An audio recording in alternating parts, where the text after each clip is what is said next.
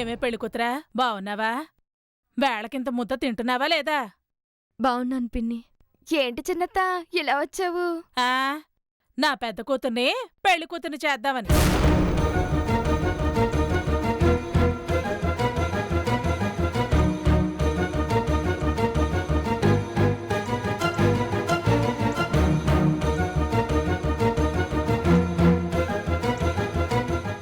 ఏంటంతా అలా చూస్తున్నారు? కడుపును పుడితేనే బిడ్డా? గీత నా పెద్ద కూతురు, ప్రియ నా చిన్న కూతురు. ఇంత నేనెప్పుడూ అదే చెప్తూ ఉంటాను. అంతే కదక్కా? అంతేనమ్మా. అంతే కదా గీత?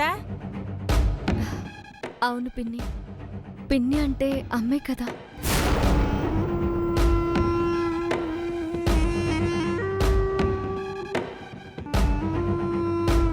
ఇది అమ్మ కాదమ్మా, ప్రాణం లేని రాతి బొమ్మ. భాస్కరా, ఇవిగోరా నగలు.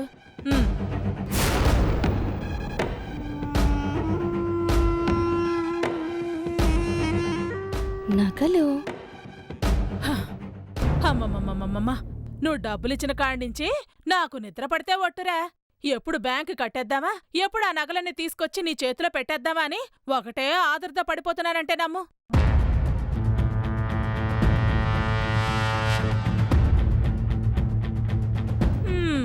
అమ్మయ్యా, మొత్తానికి నీ సొమ్ము నీకు అప్పచెప్పేశాను.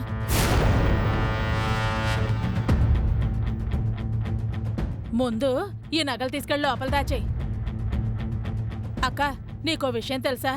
ఈ డబ్బులు ఇవ్వకపోయినా పెళ్లి టైంకి నేనే ఆ నగలు విడిపించి నీకు ఇచ్చేద్దామనుకున్నాను. నువ్వు నమ్మాలక్క.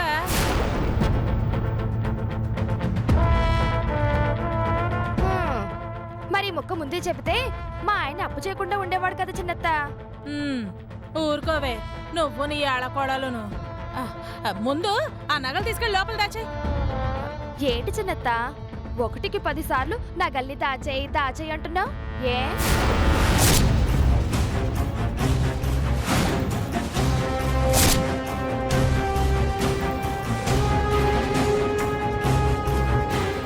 అంటే దాయమంటున్నాను, తప్ప?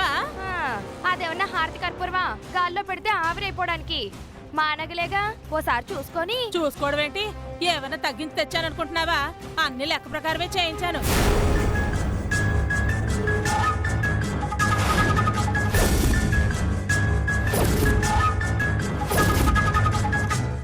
చేయించావా?